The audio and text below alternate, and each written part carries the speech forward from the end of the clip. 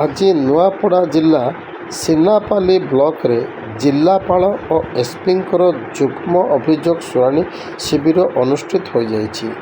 ଆଜି ସୁନାପଡ଼ା ବ୍ଲକ ସଭାଗୃହଠାରେ ନୂଆପଡ଼ା ଜିଲ୍ଲା ମଧୁସୂଦନ ଦାସ ଓ ଜିଲ୍ଲା ଆରକ୍ଷୀ ଅଧ୍ୟକ୍ଷ ଅମୃତପାଲ ସିଂଙ୍କ ଯୁଗ୍ମ ଅଭିଯୋଗ ଶୁଣାଣି ଶିବିର ଅନୁଷ୍ଠିତ ହୋଇଯାଇଥିଲା।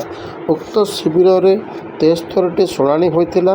ସେଥିମଧ୍ୟରୁ 59ଟି ବ୍ୟକ୍ତିଗତ ଓ 14ଟି ସାମୂହିକ ଶୁଣାଣି ହୋଇଥିଲା। ନୂଆପଡ଼ାରୁ ବନ ମେହରଙ୍କ ରିପୋର୍ଟ ONI।